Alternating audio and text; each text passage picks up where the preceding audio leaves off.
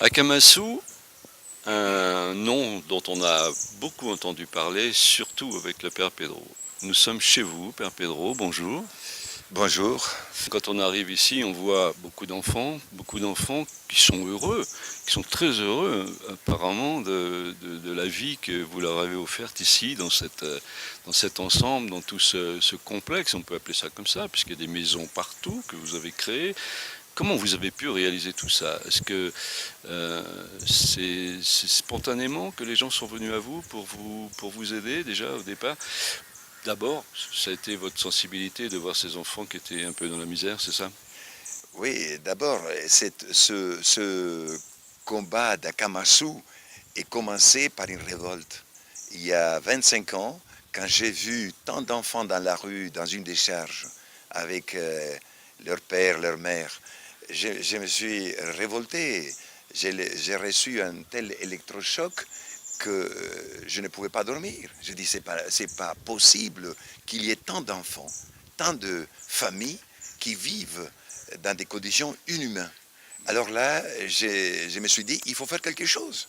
Voilà, c'est commencé ainsi, par une révolte, sans argent, sans être connu, et bien avec la passion de qu'on peut changer cet enfer dans un lieu plus fraternel, dans un lieu où il y a plus de joie de vivre. Ce que vous venez de dire, vous avez vu ces enfants, hein, c'est que la joie de vivre, ça ne se base pas dans le standard de la vie humaine, ça ne se base pas dans la quantité d'argent qu'on reçoit, c'est plutôt dans les raisons et l'essence qu'on donne à la vie.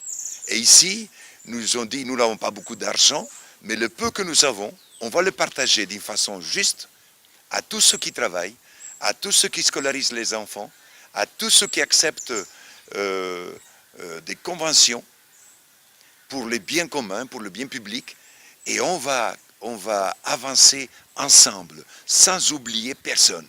Alors comment ça s'est passé au début? Parce qu'il n'y avait rien, vous avez vu ces enfants dans les décharges, vous n'aviez pas de terrain, vous n'aviez rien. Comment vous avez pu faire tout ça? Ben voilà, c'était quand vous êtes imprégné de cette passion des justices, de vérité, de fraternité, eh bien, vous ne vous arrêtez pas aux problèmes, aux impasses qui vous font les autres.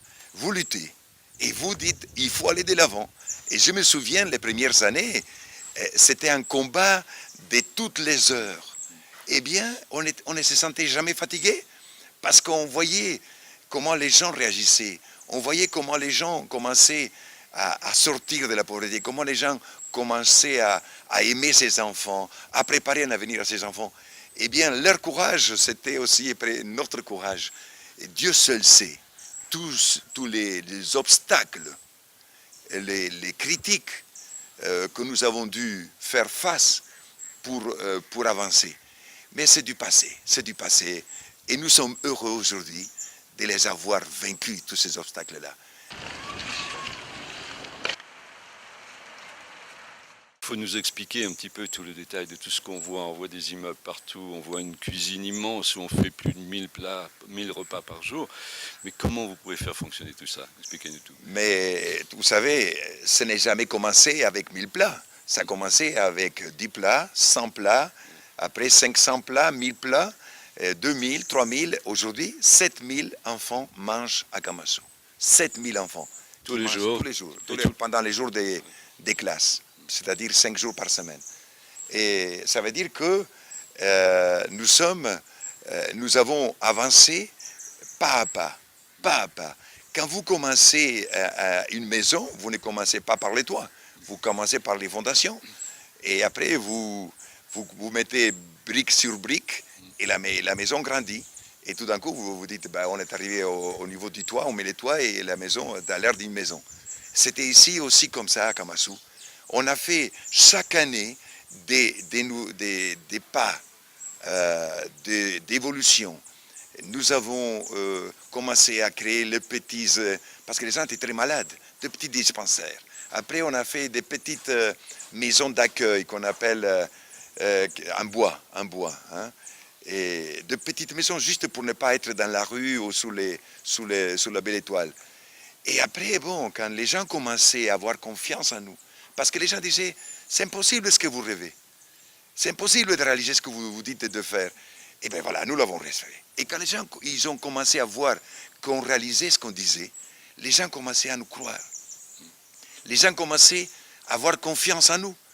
Et quand nous avons déjà eu la confiance des plus pauvres, et qu'on peut s'en sortir de la pauvreté, et quand les gens qui passent, des gens qui ont des moyens, commençaient aussi à avoir de la confiance dans nos projets, ben voilà, avec la confiance, tout est possible. Regardez, vous avez pris des choses là, les enfants qui mangent.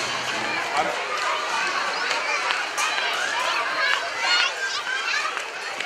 On voit que vous avez encore d'autres projets, on l'imagine, vous n'avez pas fini, l'œuvre n'est jamais finie. Une ville ne finit jamais.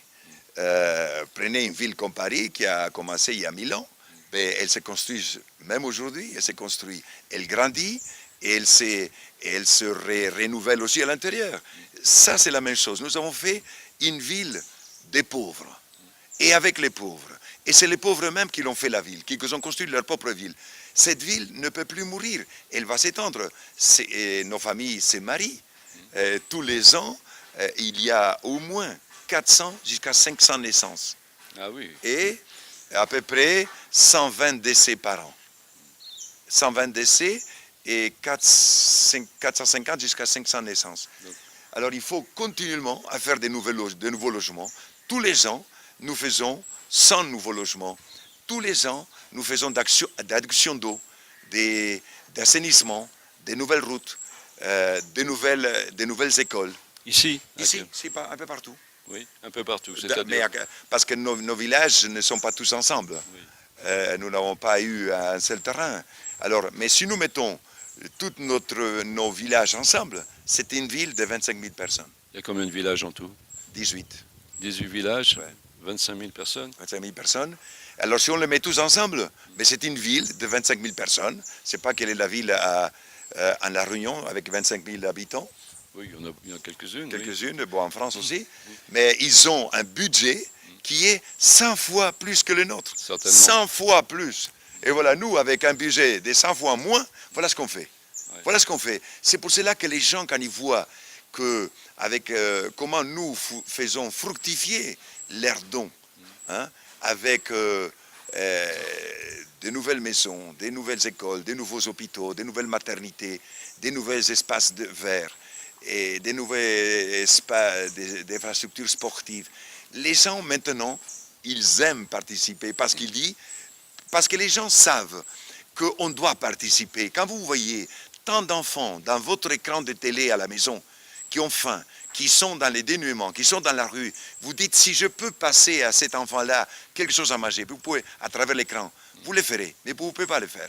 Vous devez passer à travers une association, un ONG, ou avec des personnes avec qui vous avez confiance. Oui. Et quand les gens savent que le don qu'ils donnent arrive à destination, je suis persuadé que 99,99% des humains veulent aider à des enfants à sortir de la rue, à avoir un repas quotidien, à s'instruire, aller à l'école, avoir un logement digne. Je suis persuadé. Alors vous parlez de l'école évidemment. Alors les écoles, comment ça se passe, les professeurs, tout ça? C'est compliqué pour les faire venir dans ce projet? Parce que j'imagine que c'est aussi une démarche particulière qu'ils font, d'accepter de travailler dans des conditions difficiles. Oui.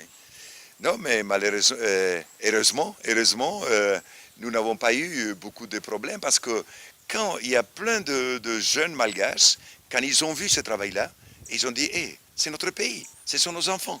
Et ils sont venus une fois 80 licenciés, parce qu'on avait besoin de 7 institutrices pour l'école primaire. Ils se sont présentés 80, tous avec des diplômes d'universitaires.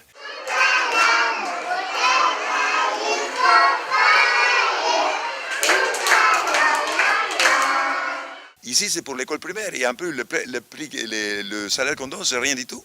C'est pas un salaire. J'ai dit, on sait. Moi, il me dit, mon père, si vous, qui venaient d'ailleurs. Vous faites ça pour notre pays, pour nos enfants. Nous aussi, on veut s'engager.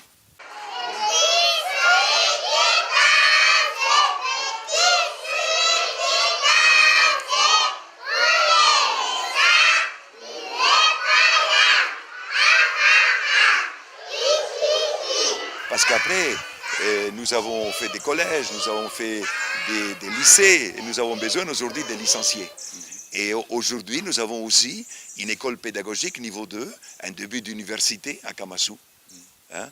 Et aujourd'hui, nous avons besoin de ces 60 licenciés que à l'époque, je n'ai pas reçus parce que je n'avais pas les moyens. Hein? Et là maintenant, vous avez les moyens, justement, ces moyens. Pas de moyens, jamais assez de moyens, jamais.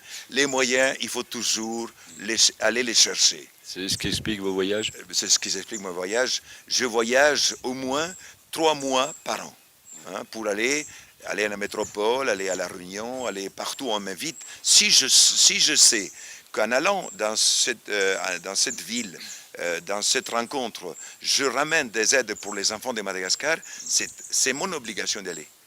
Je n'aime pas tellement voyager, mais c'est mon devoir aujourd'hui d'aller chercher cette aide parce que cela permet à des milliers de familles d'avoir une vie digne.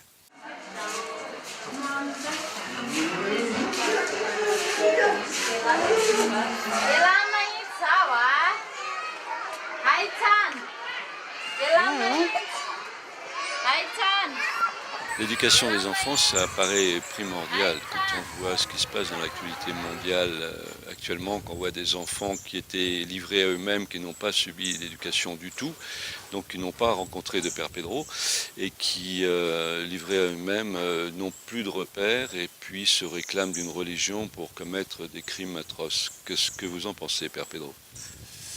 Vous savez, ça fait mal au cœur, ça fait mal partout en tant qu'être humain que de frères, de sœurs qui n'ont pas eu la chance d'étudier, je dirais, normalement et qui sont devenus des fanatiques, qui sont devenus des fondamentalistes, des intégristes là, dans leur religion et qui utilisent la religion, le nom de Dieu pour tuer des personnes, c'est vraiment, ça fait mal. Ça fait mal parce que moi aussi je suis un croyant. Et j'ai donné ma vie à un Dieu, mais un Dieu d'amour. Un Dieu qui m'empêche de faire le mal à mon prochain. Et je vois, pour moi, Dieu c'est mon frère. Dieu c'est ma sœur. Dieu c'est l'enfant de la rue. Dieu, c'est chaque être humain que je trouve. C'est ça, mon Dieu. Je ne peux pas jamais voir Dieu. En tant que vivant, je ne pourrai jamais voir Dieu. Il faut que je meure pour voir Dieu. Mais, alors, de quel droit? Comment je veux prétendre parler de Dieu et agir au nom de Dieu en tuant des êtres humains comme moi? Ça, c'est une offense à Dieu même. C'est une offense, c'est blasphémer contre Dieu. Et c'est